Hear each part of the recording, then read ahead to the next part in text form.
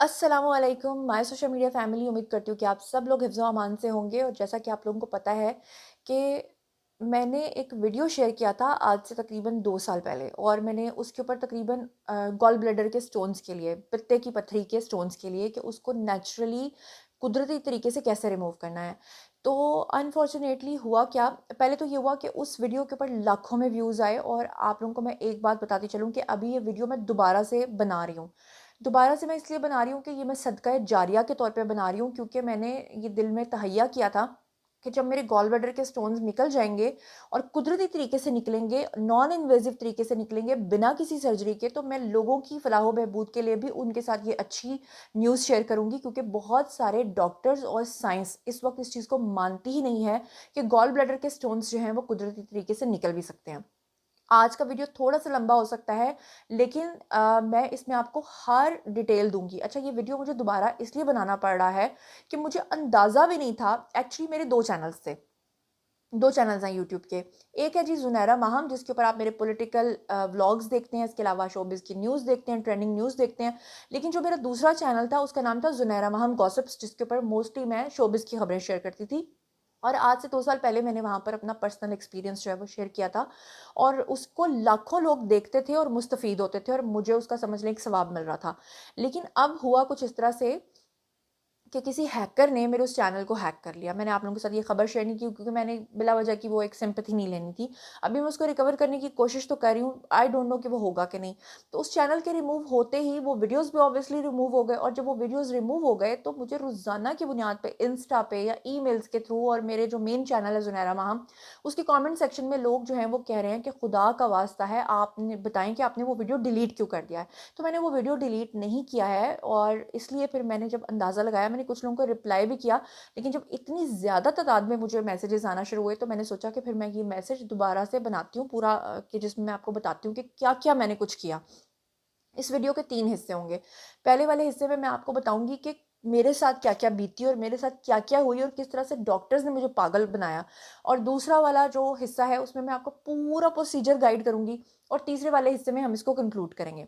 सबसे पहले मैं आपको बता देती हूँ, सन 2019 के लास्ट में, यानी दिसंबर का महीना था, मुझे जो है वो स्टमक का ये जो ऊपर वाला हिस्सा होता है, यहाँ पर दर्द होता था, और इतना शदीद दर्द होता था कि वो दर्द जिसको गॉल ब्लैडर का कभी दर्द हुआ है ना, उस और वो दर्द जो है ना वो गॉल ब्लैडर से लेके यहाँ स्टमक तक आता था, और स्टमक से लेके पीछे कमर तक जाता था, और वो इतना ज़्यादा शदीद दर्द होता था कि समझ लें कि इंसान जो है मरने वाला हो जाता है। अगर दुनिया में किसी ने समझ लें मौत देखनी है ना, तो उसकी वो हालत हो जाती है।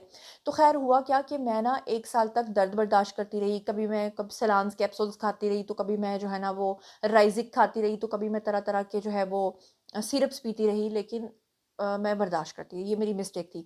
फिर उसके बाद हुआ ये कि जब मेरा दर्द जो है वो पहले क्या होता था कि मुझे 2-2 3-3 महीने में सिर्फ़ 1 बार दर्द होता था। तो एक दफ़ा दर्द हुआ, मैंने बर्दाश्त किया, थोड़े सिरप-सुरप पिए, तो उसके बाद मैं ठीक हो जाती थी, तो मैं भूल जाती थी, और फिर अगली बार फिर 2-3 महीने के बाद मुझे हो जाता था।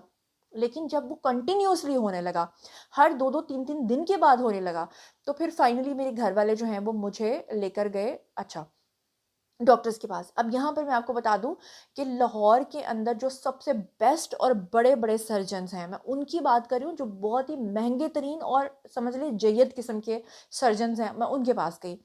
उनमें से एक जो थे वो सर्विसेज़ के पता नहीं कोई हेड थे या क्या थे, और शादमान में उनका जो है वो क्लिनिक था। उनके पास भी मैं गई, सबसे बड़े ड्रामेबाज़ तो वो निकले। दूसरे नंबर पे जनाब मैं गई, ये प्राइवेट जो बैठते हैं ना मोस्टली ये आपको पागल बनाते हैं।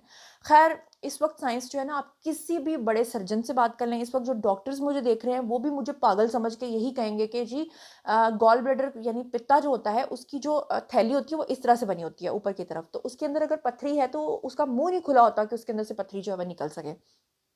फिर उसके बाद क्या हुआ कि इन शॉर्ट मैं आपको बता दूँ कि बहुत ज़्यादा दर्द बर्दाश्त करने के बाद जब मैं इन तमाम सर्जन्स के पास गई, तो सब के सब ने मुझे एक ही ट्रक की बत्ती के पीछे लगाया, जिसमें उन्होंने मुझे ये बताया कि जनाब आपके जो गॉल ब्लैडर के स्टोन्स हैं वो नेचुरली रिमूव नहीं हो सकते, कुदरती तरीके से निकल ही नहीं सकते, सिवाय इसके कि आप इसकी सर्जरी करवाएँ। साथ में उन्होंने मुझे ये भी डराया कि अगर आप इसकी सर्जरी नहीं करवाएँगी, तो इसके साथ एक नाली होती है पित्ते के साथ, जिसको सीबीडी कहते हैं। अगर उस नाली के अंदर स्टोन्स फँस जाएँ, तो फिर क्या होता है कि आपके जो है डबल स्टोन्स फँसने की वज़ह से इंसान जो है ज़िंदगी मौत की कशमकश में आ जाता है। कई लोगों की तो बड़ी बुरी हालत होती है, और फिर उसके बाद यरकान भी हो जाता है, और फिर उनको यूरिन भी बहुत जो है ना वो येलो आता है। अब मेरा सिचुएशन ये थी कि मैंने पूरी ज़िंदगी में कभी इंजेक्शन भी नहीं लगवाया था। मैं तो इंजेक्शन देख के भाग जाया करती थी, तो ऐसी लड़की जिसके अभी बच्चे भी पैदा नहीं हुए और वो पहले ही सर्जरीज़ करवाने में लग जाएगी, तो उसका क्या बनेगा? तो मैं डर गई। मैंने सोचा कि भई ऐसा कैसे हो सकता है कि आज का जदीद दौर हो और उसमें इस चीज़ का कोई इलाज ना हो। मैंने दिन-रात जो है ना, यकीन करें, 2000 वीडियोज़ जो हैं वो देख डाले। 5 दिनों में मैंने पता नहीं कई 100 वीडियोस देख डाले। सुबह से लेके शाम तक और शाम से लेके रात तक और लेट नाइट तक मैं हर वीडियो देखती थी कि मुझे कोई ऐसा तरीका मिल जाए गॉल ब्लैडर का कि जिससे मेरे स्टोन्स जो हैं वो रिमूव हो जाएँ। फाइनली मुझे एक हुआ क्या कि मुझे आज भी वो रात याद है, ब्लैक चने और वाइट चावल जो हम पंजाबी हैं वो बहुत खाते हैं, तो मैंने जब खाए तो उसके बाद मुझे शदीद पेन शुरू हो गया। अच्छा, यहाँ पे मैं एक चीज़ बता दूँ कि जिन लोगों को गॉल ब्लैडर की बहुत ज़्यादा दर्द होती है ना, जब भी आपको दर्द शुरू हो, वक़्ती तौर पे उससे रिलीफ़ लेने का एक तरीका ये होता है कि फ़ौरी तौर पे आपने वॉमिट करनी है। किसी भी तरीके से करें, फिंगर करें, ब्रश करें, कुछ भी करें, बस वॉमिट कर दें। जो भी आपके स्टमक में फ़ौरन निकल जाए, तो उससे क्या होता है कि फ़ौरन-फ़ौरन जो है ना वो आपको रिलीफ़ मिलता है। अच्छा, उसके बाद जो है वो दर्द जो था ना, मुझे लगा कि शायद आधे घंटे में पहले मेरा दर्द जो है वो ठीक हो जाएगा, लेकिन वो दर्द जो है वो मेरा 1 दिन तक रहा। उस दिन संडे था और हॉस्पिटल्स बंद थे और जिन डॉक्टर्स को मैं चेक करवाती थी वो सैटरडे संडे को ऑफ करते थे। मंडे तक मैंने दर्द बर्दाश्त की और फिर फाइनली मैं वो जो शादमान वाले डॉक्टर साहब हैं ना, उनके पास गई। अच्छा, अब यहाँ से मेरी कहानी बहुत ही इंटरेस्टिंग होती है। इंटरेस्टिंग आप लोगों के लिए, मेरे लिए तो ज़िंदगी और मौत का सवाल था। हुआ ये कि जब वो दर्द नहीं रुका और 2 दिन बर्दाश्त करने के बाद जब मैं गई डॉक्टर के पास शादमान वाले, तो उन्होंने जनाब मेरे टेस्ट करवाए। टेस्ट करवाए तो उसमें जब पता चला तो मेरे तो पैरों के नीचे से ज़मीन निकल गई। पता ये चला कि गॉल ब्लैडर के अंदर जो स्टोन्स थे, तकरीबन उसका साइज़ क्या था वो भी मैं आपको बता देती हूँ कि उस वक़्त मेरे गॉल ब्लैडर के स्टोन्स का साइज़ जो है वो 4 एमएम से 5 एमएम के दरमियान था। ठीक है? तो जब मैंने अल्ट्रासाउंड करवाया था तो वो मुझे आज भी याद है कि वो खातून जो अल्ट्रासाउंड कर रही थी उसने बताया था कि बहुत सारे हैं, कोई 200-300 स्टोन्स हैं ना छोटे-छोटे करके, आपके अंदर हैं। इस तरह करके उसने मुझसे बात की। शायद उसको मल्टीपल नज़र आ रहे थे और दर्द इतना ज़्यादा था कि साँस नहीं लिया जाता था। आँखें येलो हो चुकी थी, यूरिन बिल्कुल येलो था और इतनी बुरी हालत थी कि साँस जो हम खींचते हैं ना, वो इस कदर तकलीफ़ से आता था कि मैं मुँह खोल के ना सिर्फ़ हल्का-सा साँस लेती थी। तो ख़ैर वो डॉक्टर के पास गए और जब सारे टेस्ट हो गए तो उन्होंने बताया कि वो जो हम आपको डरा रहे थे कि इसके साथ जो एक सीबीडी की नाली होती है, उसके अंदर भी आपके स्टोन्स जो हैं वो फँस चुके हैं। फिर उन्होंने मुझे कहा कि आपकी अब डबल सर्जरी होगी। अब वो लड़की जो एक इंजेक्शन से डरती है, वो एक सर्जरी से बच के भागी थी और अब उसको डॉक्टर ने 2 सर्जरीज़ पे लगा दिया। हुआ ये कि उन्होंने मुझे उसी वक़्त मेरा इंतज़ाम करना शुरू कर दिया और उन्होंने मेरे घरवालों को कहा कि इतने लाख रुपए आप ले आएँ, और क्योंकि लाहौर के अंदर जो सीबीडी यानी गॉल ब्लैडर के पित्ते के स्टोन्स का ऑपरेट तो कोई भी कर लेता है, लेकिन उन्होंने कहा कि जो ये वाला ऑपरेट है ना सीबीडी वाला, इसके लिए लाहौर के अंदर सिर्फ़ कुछ मायानाज़ किस्म के सर्जन्स ही होते हैं, जिसमें से एक वो खुद थे। तो उन्होंने कहा कि उसके लिए हम इतने पैसे चार्ज करते हैं, तो आप आ जाएँ, और तकरीबन उस वक़्त 2019 के अंदर, यानी 2019 के लास्ट में तो मेरी दर्द स्टार्ट हुआ था ना दिसंबर में, आगे 20 आ चुका था। तो उन्होंने उस वक़्त जो है वो गॉल ब्लैडर के सिर्फ़ पित्ते की सर्जरी के 2 लाख माँगे थे और 2-3 लाख ही उन्होंने इस चीज़ के भी माँगे थे। अच्छा खासा वो बिल बना रहे थे। और मेडिकेशन जो है वो इसके अलावा थी और उन्होंने कहा था कि हम कैमरा आपके अंदर ले जाएँगे और पता नहीं क्या-क्या करेंगे। बहरहाल वो एक लंबी स्टोरी है। तो इन शॉर्ट ये है कि मेरे डबल सर्जरी उन्होंने रिकमेंड की थी और दर्द इस कदर था कि मैं उठ नहीं सकती थी। लेकिन पता नहीं क्या बात थी कि मैं ऑपरेट नहीं करवाना चाहती थी और मैंने उनसे कहा कि आप ना सर मुझे सिर्फ़ इतना टाइम दे दें कि मैं घर से होकर आ जाऊँ, मैं ज़रा अपनी चीज़ें। उन्होंने कहा, "नहीं-नहीं, आपके घर वाले चले।" मैंने कहा, "नहीं, मैं खुद होके आना चाहती हूँ।" जैसे ही मैं अपने घर में गाड़ी में आके बैठी, मुझे मेरे घर वालों से शदीद डाँट पड़ी। उन्होंने कहा, "तुम मर जाओगी दर्द से, तो फिर तुम्हें एहसास होगा। तुम कट ना लगने के डर से, सर्जरी के डर से जो है ये सब कुछ कर रही हो।" लेकिन मैं अपनी ज़िम्मेदारी पे उनके साथ लड़ के घर आ गई और वो उस वक़्त इतनी तकलीफ़ थी कि आवाज़ भी नहीं निकलती थी। मैंने कैसे बोला, मैंने ये सब कुछ कैसे किया, मैं घर आ गई। वक़्ती तौर पे आराम के लिए क्या हुआ कि एक होम्योपैथिक डॉक्टर थे, उनसे मेरा राब्ता हुआ और उनको मैंने बताया कि मेरी इस तरह सीबीडी में भी स्टोन्स फँस गए हैं, अब मैं क्या करूँ? क्योंकि जब मुझे गॉल ब्लैडर का दर्द था, तो उस वक़्त उन्होंने मुझे कुछ ड्रॉप्स लिख के दिए थे, जो मैं पीती थी तो मुझे आराम आ जाता था, लेकिन वक़्ती तौर पे। ठीक है? उस वक़्त भी मैंने एक वीडियो बनाया था क्योंकि कुछ लोगों ने इस पे भी एतराज़ उठाया था कि पहले आपने हमें होम्योपैथिक डॉक्टर सजेस्ट किया और बाद में आपने हमें ये तरीका सजेस्ट किया। लेकिन जैसे-जैसे मेरा जर्नी हुआ, जैसे-जैसे मैं इसमें से गुज़री, मैं साथ-साथ लोगों के शेयर करती रही। जब तक मैं होम्योपैथिक डॉक्टर से मेडिसिन्स लेती रही और ड्रॉप्स पीती रही, तो वो मुझे वक़्ती तौर पे रिलीफ़ देता था क्योंकि मुझे दर्द जो होता था ना, उससे समझ लें मैं बच गई थी। लेकिन वो मेरे स्टोन्स रिमूव तो नहीं हो रहे थे, वो मेरे गॉल ब्लैडर से निकल तो नहीं रहे थे ना। तो ख़ैर वक़्ती तौर पे मैंने उस डॉक्टर को, क्योंकि उस वक़्त तक मुझे इस तरीके का पता नहीं था। मैं डॉक्टर के पास उनको फ़ोन किया, वो कराची में हैं, डॉक्टर आसिफ़ उनका नाम है। तो उनको मैंने कहा कि मुझे बताएँ कि क्या मेरी इस नाली में से, सीबीडी में से स्टोन्स निकल सकते हैं? उन्होंने कहा, हाँ, अगर आप 1 हफ़्ता होम्योपैथिक ड्रॉप्स पिएँगी तो आपके इसमें से स्टोन्स निकल जाएँगे। अच्छा, मैं उनको क्रेडिट दूँगी, उन्होंने मुझे होम्योपैथिक मेडिसिन्स और ड्रॉप्स बताए, वो मैंने लिए और ठीक 1 हफ़्ते के बाद मेरे सीबीडी के अंदर से स्टोन्स जो हैं वो निकल गए। अच्छा, अब हुआ क्या कि वो जो दर्द था ना शदीद, जिसमें मुझे साँस भी नहीं आ रहा था, अब आपने मुझसे ये नहीं पूछना कि वो कौन-सी मेडिसिन थी होम्योपैथी, क्योंकि मैं आपको वो नहीं बताना चाह रही। मैं आपको इसलिए नहीं बताना चाह रही कि मैं उससे भी बेहतर तरीका अब आपको बताऊँगी, जिससे मेरे तमाम स्टोन्स जो हैं वो रिमूव हो गए। अच्छा, उसके बाद जब मेरे सीबीडी में से स्टोन्स निकले, मुझे थोड़ी राहत हुई, लेकिन अब दिन-रात मेरा एक मिशन बन चुका था कि गॉल ब्लैडर के अंदर तो स्टोन्स मौजूद हैं, उनको कैसे निकालना है, उनको डिज़ॉल्व कैसे करना है। तो मैंने जनाब क्या किया कि मैंने एक इंडिया के हैं जी, डॉक्टर हैं जिनका नाम है पीयूष सक्सेना, दूसरे हैं इंदर बगा। अब ये सिख एक डॉक्टर हैं इंडिया के, और अचानक से एक दिन जब मैंने अल्लाह ताला से बड़ी दुआ की कि मैं बड़ी तकलीफ़ में हूँ और मुझे आप इसका कोई हल बताएँ। मेरे लिए तो ये एक फ़रिश्ता साबित हुए, मेरे सामने आ गए। स्क्रीन के ऊपर आपको इनकी तस्वीर नज़र आ रही है और सबूत के तौर पे ये नीचे आपको मेरा एक कमेंट भी नज़र आ रहा होगा जो मैंने आज से 2 साल पहले इनको किया था। और मैंने इसमें लोगों को बताया था कि मैंने अपना ये प्रोसेस किया और मैं बिल्कुल ठीक हो गई हूँ। अल्हम्दुलिल्लाह, अल्लाह का लाख-लाख शुक्र है कि आज मेरे गॉल ब्लैडर में कोई भी स्टोन्स नहीं है।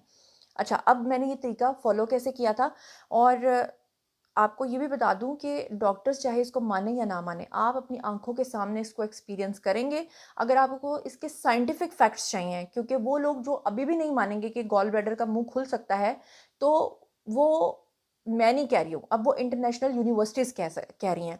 अच्छा, इसके अलावा सिर्फ़ अगर आप इंदर बगा की बात पे यकीन नहीं करना चाहते या आप पीयूष सक्सेना की बात पे यकीन नहीं करना चाहते, एंड्रियास मॉरिट्ज़ एक गोरा डॉक्टर है जिसने बाकायदा तौर पे इस पे पूरी बुक लिखी है और उसमें उसने यही प्रोसेस बताया जो मैं अभी आपको बताने जा रही हूँ। तो क्योंकि जो लोग गोरों की बातों पे ज़्यादा यकीन करते हैं तो वो इस पे कर लें। इसके अलावा एक यूनिवर्सिटी है इंटरनेशनली, जॉन हॉपकिंस यूनिवर्सिटी, उसके अंदर एक रिसर्च हुई है जिसमें बाकायदा तौर पे ये बात कही गई है कि असल में जो स्टोन्स होते हैं ना, वो हमारे अभी तक के नालायक डॉक्टर ये समझते हैं कि वो आपका जो पित्ता होता है उसके अंदर होते हैं, जबकि पित्ता तो बेसिकली एक थैली है। उस थैली के अंदर स्टोन्स आ किधर से रहे हैं? वो आ रहे होते हैं आपके लिवर से। अच्छा, लिवर के अंदर हम जो पूरी ज़िंदगी गंद-बला खाते हैं, उसके अंदर लिवर, जो आपने अक्सर सुना होगा कि लिवर सोराइसिस हो गया है, लिवर फैटी लिवर हो गया है। अच्छा, बता दूँ कि ये पूरा प्रोसेस फैटी लिवर वाले भी कर सकते हैं, लिवर सोराइसिस वाले भी कर सकते हैं, गॉल ब्लैडर के स्टोन्स वाले भी कर सकते हैं, इवन कि वो लोग भी कर सकते हैं जिनको हमेशा स्टमक में प्रॉब्लम रहता है खाने को हज़म करने में। तो वो बेसिकली आपका इंटरनल क्लींजिंग सिस्टम है। जॉन हॉपकिंस यूनिवर्सिटी ये कहती है कि ये सारे स्टोन्स बेसिकली आपके लिवर में होते हैं। लिवर से ये आ रहे होते हैं आपकी उस थैली में जिसको आप पित्ता बोलते हैं। अब होता क्या है कि डॉक्टर्स आपको ये सजेस्ट करते हैं कि आप अपने पित्ते को कटवा दें, यानी कि हटवा दें, वो ऑर्गन ही आपके अंदर से निकाल देते हैं।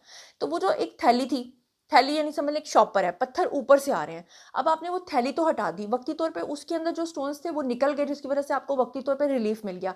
लेकिन जो आपका लिवर है वो तो फिर और ज़्यादा स्टोन्स बनाना शुरू कर देगा, और ज़्यादा गंद उसके अंदर जमा होता जाएगा, क्योंकि आगे थैली मौजूद नहीं जिसके अंदर वो ट्रांसफ़र करे, जिसकी वजह से कल को हार्ट अटैक्स के मसले बन सकते हैं और बहुत सारे मसले बन सकते हैं। तो इसलिए हमारा बेसिक मकसद ये है कि हमने उन स्टोन्स को रिमूव करना है जड़ से, जहाँ पे वो मौजूद हैं। आप पूरा प्रोसेस नोट कीजिए। तो सबसे पहले प्रोसेस ये है कि आपने सबसे पहले ये जो टोटल टाइम पीरियड है ना, ये 24 घंटे का टाइम पीरियड है, यानी 24 घंटे के अंदर आपके गॉल ब्लैडर स्टोन्स निकल जाएँगे। एक बात आपने और याद रखनी है कि गॉल ब्लैडर स्टोन्स पहली ही दफ़ा में सारे के सारे नहीं निकल जाएँगे। अगर तो आपके अंदर ज़्यादा बड़े स्टोन्स हैं, बड़े से बड़े और छोटे से छोटे स्टोन्स भी आपके अंदर से निकल जाएँगे। अगर स्टोन्स का साइज़, क्योंकि अक्सर लोग मुझे कमेंट सेक्शन में लिखते हैं इतने एमएम के होंगे तो निकल जाएँगे, इतने सेंटीमीटर के होंगे तो निकल जाएँगे, जितने भी बड़े होंगे निकल जाएँगे। फ़र्क सिर्फ़ इतना है कि जो बहुत छोटे साइज़ के होंगे वो ज़्यादा जल्दी निकल जाएँगे, जो बड़े साइज़ के होंगे वो आहिस्ता-आहिस्ता टूट-टूट के निकलेंगे। और आपने 1 साल के अंदर ये प्रोसेस जो है ना हर 2 माह के बाद करना है, हर 2 माह के बाद। उस बंदे ने करना है जिसके बहुत ही ज़्यादा स्टोन्स हैं, जिसको बहुत ही ज़्यादा दर्द है, जिसको बहुत ही ज़्यादा प्रॉब्लम है। जिसके कम स्टोन्स हैं, जिसको कम प्रॉब्लम है, वो 3 माह में सिर्फ़ 1 दफ़ा ये प्रोसेस करेगा। अच्छा, इसका आगे चल के बताती हूँ कि आपको पता कैसे चलेगा कि आपके टोटल स्टोन्स निकल चुके हैं बिना टेस्ट कराए। जी। और एक और बात आपको बता दूँ कि जब तक आपके सारे स्टोन्स नहीं निकल जाएँगे तब तक आपने अपना अल्ट्रासाउंड नहीं करवाना। उसकी भी रीज़न आपको बताती हूँ कि क्यों नहीं कराना। सबसे पहले हम प्रोसेस को फ़ॉलो करते हैं, मैं आपको तरीका गाइड करती हूँ।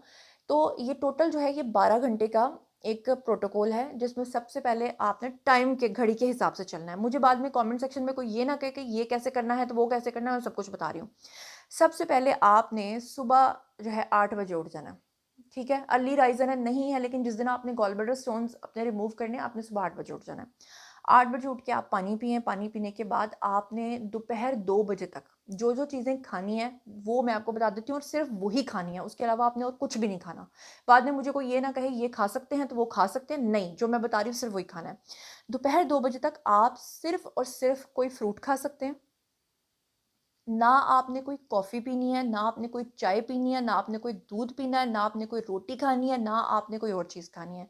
सिर्फ़ और सिर्फ़ आपके घर में जो भी कोई फ्रूट है ना, वो फ्रूट आपने काट लेना है और उसके अलावा सलाद जो होता है जिसमें खीरा हो सकता है, मूली हो सकती है, जो भी आप सलाद घर में बना सकते हैं, वो आप खा सकते हैं। या आप सलाद खा लें, या आप फ्रूट खा लें, या आप दोनों खा लें।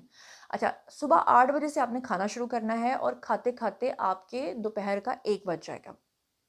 दोपहर 1 बजे आके आपने सादा उबले हुए सिर्फ चावल खाने हैं। उन उबले हुए चावलों के अंदर कोई ऑयल का कतरा, कोई घी का कतरा कुछ भी नहीं होना चाहिए, ठीक है?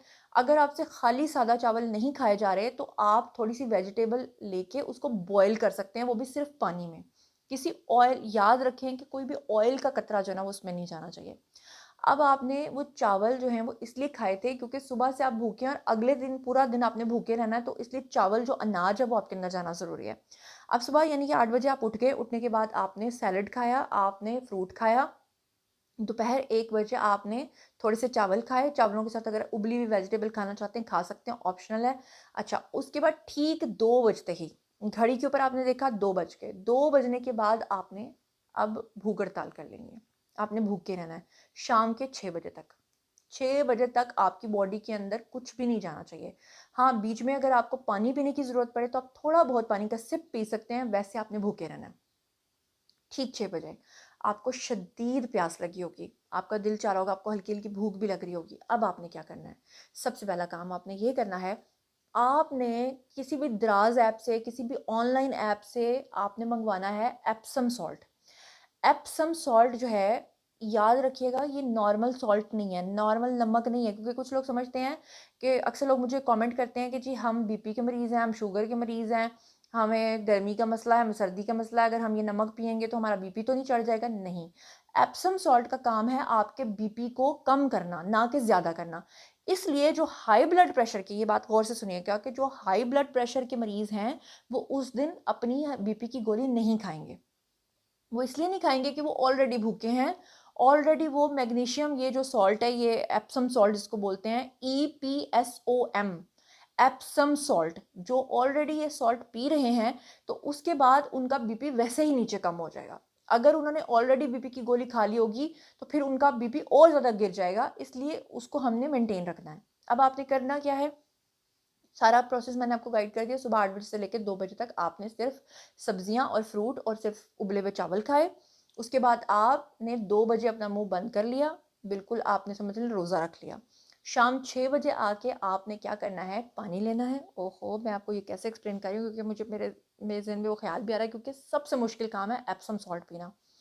एप्सम सॉल्ट का आपने एक भर के चम्मच जो होता है ना, खाना खाने वाला जो चम्मच होता है, वो चम्मच आपने लेना है और वो आपने 1 ग्लास पानी के अंदर अच्छे तरीके से घोल लेना है और घोल के आपने उस पूरे पानी को पी जाना है।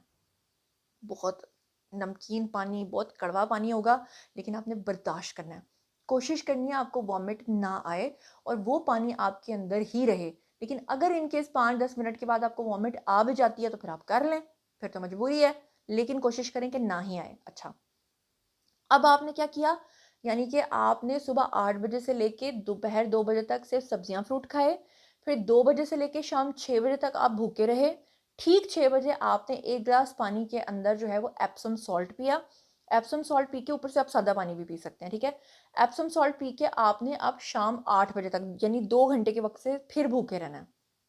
जैसे ही शाम के 8 बजेंगे, आपने दोबारा से सेम यही काम करना है। 1 ग्लास पानी के अंदर आपने 1 चम्मच भर के एप्सम सॉल्ट का मिक्स करना है और उसको आपने पी जाना है। अच्छा जी, उसको पी के ठीक 8 बजे पी के फिर आपने रात 10 बजे तक फिर भूखे रहना है, ठीक है? अब जब आप दूसरी दफ़ा एप्सम सॉल्ट पिएँगे तो रात को 9 यानी आपने पहली दफ़ा जो आपने एप्सम सॉल्ट पिया वो शाम को 6 बजे पिया, 8 बजे तक भूखे रहे। 8 बजे फिर से आपने एप्सम सॉल्ट पिया और 10 बजे तक भूखे रहे। अब ये 8 से 10 के दरमियान बीच में कोई भी ऐसा टाइम आएगा कि आपके पेट के अंदर जो है ना वो कुछ मूवमेंट्स होना शुरू हो जाएँगी और आपको बाथरूम आएगा। आप बाथरूम जाएँगे तो आपके अंदर से ना पानी निकलेगा। आपके बॉडी से सिर्फ पानी निकलेगा और वो जो पानी होगा वो कुछ लोगों को ग्रीन कलर का पानी भी निकलता है। अच्छा, वो आपके गॉल ब्लैडर स्टोन्स नहीं है, वो सिर्फ आपकी इंटरनल सफाई हो रही है। और इस एप्सम सॉल्ट का काम क्या है? इस एप्सम सॉल्ट का काम है आपके पित्ते की जो थैली है, गॉल ब्लैडर की जो थैली है उसको नरम कर देना। इतना नरम कर देना कि उसको सुन्न कर देना। इतना सुन्न कर देना कि जब उसमें से आगे हम अमल जो करने जा रहे हैं उसमें से जब स्टोन्स निकलेंगे तो आपको महसूस भी नहीं होगा कि आपके स्टोन्स निकल गए हैं। ठीक है? अब होगा क्या कि ठीक 10 बजे तक आपने एप्सम सॉल्ट यानी कि आपने पिया 6 बजे से लेके 6 बजे पिया, 8 बजे तक भूखे रहे, फिर 8 बजे पिया, फिर 10 बजे तक भूखे रहे और बीच में बाथरूम आपने लाज़मी जाना है, 8 से 10 के दरमियान। आपका पूरा पेट जो है वो खाली हो जाना चाहिए क्योंकि इसके बाद का जो प्रोसेस बताने लगी हूँ, उसके बाद आपने बाथरूम नहीं जाना पूरी रात। फिर पूरी रात आपने राइट करवट के ऊपर लेटे रहना है, दाएँ करवट। राइट करवट है। मैं इधर आपको इसलिए नहीं बता रही कि मेरा राइट लेफ्ट इसलिए आपको नज़र नहीं आ रहा कि जो मेरा राइट है वो आपको लेफ्ट नज़र आएगा, जो मेरा लेफ्ट है वो आपको राइट नज़र आएगा। इसलिए बता रही हूँ कि राइट करवट के ऊपर आपने लेटना है, लेकिन उससे पहले क्या करना है? 6 बजे एप्सम सॉल्ट पिया था, 8 बजे तक भूखे रहे, 8 बजे एप्सम सॉल्ट पिया, 10 बजे तक भूखे रहे, बीच में बाथरूम आया, पेट को फुली खाली कर लिया। अब असल प्रोटोकॉल शुरू होता है ठीक 10 बजे। रात 10 बजे आपने क्या करना है? आपने एक शीशे का या कोई भी ग्लास आप ले लें जो आम घर में पानी पीने का ग्लास होता है। उस ग्लास का जो आधा हिस्सा है उसको आपने एक्स्ट्रा वर्जिन ऑलिव ऑयल, किसी भी अच्छी मार्केट में जाएँ और उन्हें जाके कहें कि मुझे extra virgin cold pressed olive oil चाहिए। मेड इन इटली भी हो सकता है, फ्रांस भी हो सकता है। और आपने एक बात याद रखनी है कि जो भी बॉटल आपने लेनी है ऑलिव ऑयल की, उसके ऊपर ये सारी बातें लिखी होनी चाहिए। कैसे? एक्स्ट्रा वर्जिन और कोल्ड प्रेस्ड, ये 2 बातें लिखी होनी चाहिए। आपने वो ऑलिव ऑयल ले लिया, अब आपने वो जो ग्लास है उसमें से आधा ग्लास जो है वो ऑलिव ऑयल से भर दिया। बाकी का जो आधा ग्लास है ना उसके अंदर आपने बीच में मिक्स करना है लेमन का जूस। जितना यानी आधा ग्लास आपका ऑलिव ऑयल हो गया, बाकी का आधा ग्लास आपका हो गया लेमन जूस। अच्छा, कुछ लोगों को लेमन से प्रॉब्लम होती है, वो लेमन कंज्यूम नहीं कर सकते तो उसकी जगह वो माल्टा या ऑरेंज का जूस भी बीच में डाल सकते हैं। लेकिन ज़्यादा बेहतर है कि अगर आप लेमन का जूस डालें, क्योंकि मैंने एक दफ़ा क्या किया था कि मैंने ऑरेंज का जूस भी मिक्स करके यूज़ किया था और बीच में मैंने वो जो चकोतरा होता है, ग्रेप फ्रूट, वो भी डाला था, लेकिन उससे मुझे इतना रिज़ल्ट नहीं मिला था, जितना कि मुझे लेमन जूस से मिला था। अच्छा, अब लेमन जूस को ऑलिव ऑयल में मिक्स करना है आपने चम्मच के साथ अच्छे तरीके से 5 मिनट तक उसको बीट करते रहना। बीट करते रहना, करते रहना, करते रहना कि वो एक यकजान चीज़ बन जाए और उसके बाद ठीक 10 बजे आपने खड़े होके सीधा उसको पी जाना है। अच्छा, यहाँ पर मैं एक और चीज़ बता दूँ, कुछ लोग ये समझते हैं कि एप्सम सॉल्ट पीने से हमारा बीपी ना हाई हो जाए। कुछ लोग ये समझते हैं कि इतना ज़्यादा ऑलिव ऑयल पीकर कहीं जिस्म पे दाने ना निकल आएँ, चाहे कुछ हो ना जाए, कुछ भी नहीं होगा। ट्रस्ट मी, मैंने ये प्रोसेस जो है वो पिछले 2 साल में बहुत बार किया है और इससे कुछ भी नहीं होता। ख़ास तौर पे जब ये लेमन के साथ मिल जाता है इसकी तासीर और हो जाती है। और एप्सम सॉल्ट के बारे में ऑलरेडी मैं आपको बता चुकी हूँ कि वो मैग्नीशियम सल्फ़ेट सॉल्ट होता है, उससे आपका जो बीपी है वो ऊपर नहीं जाता, नीचे ही आता है। अब आपने रात को 10 बजे ये ऑलिव ऑयल और लेमन का मिक्सचर जो है ये पी लिया मिक्स करके। पीते ही आपने बेड के ऊपर जाकर लेट जाना है और आपने डबल ट्रिपल तकिए ले लेने हैं ताकि आप जो है पूरी तरह से बेड पे नीचे को ना लेटें, थोड़े से ऊंचे होके लेटें। और राइट करवट पे याद रखना है कि पूरी रात लेफ्ट साइड पे करवट नहीं लेनी। अच्छा, अब आपने राइट साइड पे लेटे रहना है। राइट साइड पे लेटें और आंखें बंद करें और सो जाएं। अगर नहीं नींद आ रही तो फ़ोन यूज़ करते रहें, लेकिन राइट साइड पे आपने रहना है। हाँ, जब आप थक जाएं, मसलन घंटा गुजर गया, 1.5 घंटा, तो आप थोड़ी देर के लिए सीधे हो जाएं। राइट करवट ली, सीधे हो गए। सीधे होने के बाद फिर राइट पे चले गए, लेकिन लेफ्ट साइड पे नहीं जाना। अच्छा जी, अब क्या होना है, अब करते कराते हो जाएगी सुबह, ठीक है। सुबह होने के बाद आपने सुबह 8 बजे आपने दोबारा से एप्सम सॉल्ट पीना है। जैसे ही आप एप्सम सॉल्ट पिएंगे, आपका पेट जो है वो और ज़्यादा ख़राब होगा, ठीक है। ख़राब हो जाएगा। उसके बाद आपने सुबह 8 बजे के बाद जो है ना 10 बजे, पूरे 10 बजे आपने दोबारा से ऑलिव ऑयल और लेमन पीना है। लेकिन अब की बार जो आपने ऑलिव ऑयल और लेमन पीना है उसकी तादाद कम हो जाएगी, मिकदार कम हो जाएगी। यानी थोड़ा सा ऑलिव ऑयल ले लें, समझ लें तकरीबन कोई 6 7 या 8 चम्मच के बराबर, और उसके बीच में उतनी ही क्वांटिटी में आपने लेमन मिक्स किया और उसको आप पी गए। अब सुबह उठ के 8 बजे आपने दोबारा से, यानी कि आपने पी लिया एप्सम सॉल्ट। एप्सम सॉल्ट असल में हम इसलिए पी रहे हैं कि हम बार बार अपने गॉल ब्लैडर को सुन कर रहे हैं, और वो इतना पिलपिला सा उसको कर देगा कि उसके अंदर से स्टोन्स बड़ी इजीली बाहर निकल आएंगे। और जब हमने दोबारा से ऑलिव ऑयल 10 बजे पिया, 10 बजे ऑलिव ऑयल पीकर अब हमने लास्ट डोज एप्सम सॉल्ट की पीनी है। अच्छा, यहाँ पे एक चीज़ ऑप्शनल है, कुछ लोगों की ना बस हो जाती है, वो सुबह उठ के क्या करते हैं कि एप्सम सॉल्ट एक बार पी लिया और उसके बाद वो आगे ऑलिव ऑयल और वो एप्सम सॉल्ट नहीं पीते। अगर नहीं भी पीते तो चलो सुबह का थोड़ा सा आप इसको छोड़ भी सकते हैं, क्योंकि मैंने भी छोड़ा था।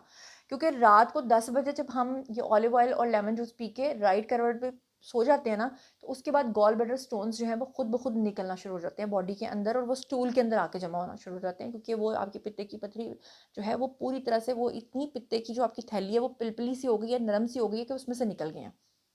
सुबह उठ के एप्सम सॉल्ट पीने का मकसद ये होता है कि उसको मजीद और सुन कर दे और पेट खराब हो, ताकि ज़्यादा आसानी के साथ स्टोन्स जो है वह निकलें, ठीक है। उसके बाद आपने आराम से सुबह तक अपना ये प्रोसेस कंप्लीट कर लिया। सुबह तक आपने अपना प्रोसेस कंप्लीट करने के बाद क्या किया कि उसके बाद आपने वॉशरूम जाना है। अगर आपको वॉशरूम आया है आप वॉशरूम करें, अगर आपको वॉशरूम नहीं आया तो आपने नाश्ता आप करना है, क्योंकि सारी बात आप गुज़श्ता दिन से भूखे हैं।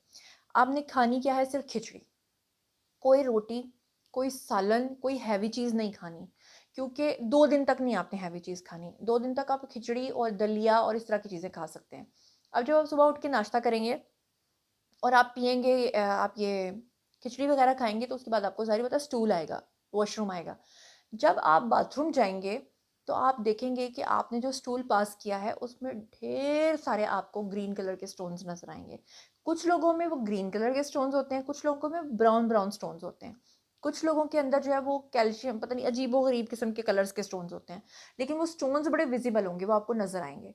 और इस तरह करके आपका ये पूरा प्रोसेस कंप्लीट हो जाएगा। अब आपने मज़ीद 2 माह या 3 माह वेट करना है, उसके बाद आपने दोबारा से ये प्रोसेस करना है। अच्छा, अब मैंने आपको बताया था कि आपने अल्ट्रासाउंड नहीं कराना, उसकी क्या रीज़न है? क्योंकि पहली दफ़ा जब आपने ये पूरा प्रोसेस कर लिया, फ़र्ज़ कर लें कि आपके अंदर 100 स्टोन्स थे, 50 निकल गए। आप अपना अल्ट्रासाउंड कराने गए और अल्ट्रासाउंड वालों ने आपको बताया कि अभी भी आपके अंदर मल्टीपल स्टोन्स नज़र आ रहे हैं, तो आपका फ़ेथ कम हो जाएगा। आपको लगेगा स्टोन्स निकले ही नहीं है, जबकि स्टोन्स तो निकले हैं। अब होगा क्या कि जब आप बार-बार इस प्रोसीजर को दोहराएँगे, हर 2 माह के बाद 1 मर्तबा करेंगे, तो एक वक़्त ऐसा आएगा कि आपके स्टूल के अंदर स्टोन्स आपको नज़र आना बंद हो जाएँगे, आपको कोई भी स्टोन नज़र नहीं आएगा। ये है वो लम्हा जब अब आपने आप अपना जाके तसल्ली करनी है, तो आप अपना अल्ट्रासाउंड करवा सकते हैं और अल्ट्रासाउंड में आपको बताया जाएगा कि अब आपके अंदर कोई स्टोन नहीं बचा। क्योंकि अब आपके स्टूल में स्टोन्स नज़र आना बंद हो गए हैं। यहाँ पे मैं एक और बात बताऊँ कि डॉक्टर्स ये भी बेवकूफ़ बनाते हैं कि वो कहते हैं नहीं जी नहीं, वो तो आंतों की सफाई हो रही होती है, वो स्टोन्स नहीं होते, वो अंदर का गंद होता है, वो जो निकल रहा होता है, वो स्टोन्स नहीं होते, वो स्टोन्स ही होते हैं। क्योंकि अगर किसी को अपनी तसल्ली करनी है तो वो उन स्टोन्स को लेकर, वो एक छन्नी सी भी मिलती है, उन स्टोन्स को लेके जाके टेस्ट भी करवा सकते हैं। और मैं आपको एक बात बताऊँ, मैंने 2 साल में अपने सारे स्टोन्स रिमूव किए हैं, और इसी तरह हुआ कि जब स्टोन्स आना बंद हो गए तो मैंने अपना अल्ट्रासाउंड कराया, उससे पहले तक मैंने नहीं करवाया, और अल्हम्दुलिल्लाह मैं हर चीज़ खाती हूँ। अब ये पूरा प्रोसीजर मैंने आपको गाइड कर दिया है, और एक मर्तबा फिर से शॉर्ट में आपके सामने दोहरा देती हूँ कि सबसे पहले आप सुबह 8 बजे उठेंगे। 8 बजे से लेके दोपहर 2 बजे तक आप सिर्फ फ्रूट, सब्ज़ी खा सकते हैं। दोपहर 1 बजे आपने उबले हुए थोड़े से चावल खाने हैं, उसके साथ उबली हुई सब्ज़ी खा सकते हैं। कोई दूध, कोई रोटी, कोई और चीज़ आपने नहीं खानी, कोई ऑयल का एक कतरा भी आपके अंदर नहीं जाना चाहिए। ठीक दोपहर 2 बजे से लेके शाम 6 बजे तक आपने भूखे रहना है। शाम 6 बजे आपने एप्सम सॉल्ट 1 चम्मच भर के 1 ग्लास पानी के अंदर मिक्स करके पी जाना है। शाम 8 बजे तक आपने फिर भूखे रहना है, यानी 2 घंटे का बीच में गैप आ जाएगा। शाम 8 बजे आपने ठीक बाय क्लॉक देख के आपने हर चीज़ को करना है। ठीक 8 बजे आपने दोबारा से एप्सम सॉल्ट का 1 चम्मच भर के 1 ग्लास पानी में मिक्स करके फिर से पी जाना है। ठीक 9 या साढ़े 9 के दरमियान आपका पेट ख़राब हो जाएगा, आपने बाथरूम जाना, पेट फुल अपना खाली कर लेना है ताकि बार-बार आपको पूरी रात उठना ना पड़े, क्योंकि ऑलिव ऑयल पीने के बाद आप बाथरूम नहीं जा सकते। फिर उसके बाद आपने रात को यानी आपने एक दफ़ा 6 बजे एप्सम सॉल्ट पिया, एक दफ़ा आपने 8 बजे पिया, उसके बाद ठीक 10 बजे आपने आधा ग्लास ऑलिव ऑयल और आधा ग्लास लेमन जूस को अच्छे तरीके से मिक्स करके उसको पी जाना है। और उसके बाद डबल ट्रिपल तकिया करके राइट करवट पे आपने लेट जाना है। पूरी रात आपने राइट करवट पे ही रहना है, लेफ्ट साइड पे करवट नहीं लेनी है। अगर थक जाएँ तो थोड़े से सीधे हो जाएँ।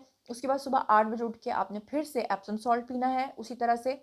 और सुबह उठ के आप थोड़ी सी क्वांटिटी कम कर सकते हैं अगर आपको ज़्यादा नमकीन या कड़वा लग रहा है। और उसके बाद आपने 10 बजे दोबारा से थोड़ा सा ऑलिव ऑयल, थोड़ा सा आपने वो पीना है लेमन जूस मिक्स करके, लेकिन सुबह 10 बजे आपने ऑलिव ऑयल की मिकदार कम कर देनी है। और उसके बाद जो है वो ऑलिव ऑयल पीने के बाद भी अगर एक मरतबा आप एप्सम सॉल्ट पीने की हिम्मत रखते हैं तो पी लें, नहीं पीना तो ना पिएं, आपकी मर्ज़ी है। और फिर उसके बाद आपने नॉर्मली उठ के वॉशरूम जाना है, अगर बहुत बाथरूम आ गया ठीक है, वेल एंड गुड, नहीं आया तो आपने नाश्ता करना है। नाश्ते में आपने खिचड़ी खानी है, खिचड़ी खाने के बाद आपने जब फर्स्ट स्टूल पास करना है तो आपको ढेर सारे स्टोन्स नज़र आएँगे। 1 साल में कम से कम आपने 3 से 4 मरतबा ये प्रोसेस करना है तो आपके सारे स्टोन्स निकल जाएँगे। चाहे वो एमएम के अंदर हो, चाहे वो सेंटीमीटर्स के अंदर हो, जितने भी बड़े हों सारे स्टोन्स निकल जाएँगे। और फिर उसके बाद आपने मुझे दुआएँ देनी है, मुझे अपनी दुआओं में हमेशा याद रखना है। और अगर किसी और को आप इस तकलीफ़ में मुब्तला देखें तो उसको भी आपने सदका जारिया के तौर पे ये सारा प्रोसेस गाइड करना है। अगर नहीं समझ आती तो मेरा वीडियो आप उनके साथ शेयर कर दें। और जिनका वीडियो देखकर वो पीयूष सक्सेना और इंदर बग्गा, जिनका वीडियो देखकर मैंने ये सारा अमल किया था, वो भी डिस्क्रिप्शन में मैं उसका लिंक डाल दूँगी। वो वीडियो भी आपने उनके साथ शेयर करना है ताकि ज़्यादा से ज़्यादा लोग जो हैं वो ऑपरेट से बच सकें और नेचुरली उनके स्टोन्स जो हैं वो रिमूव हो जाएँ। अपना बहुत ख़्याल रखिएगा। अल्लाह ने के पास।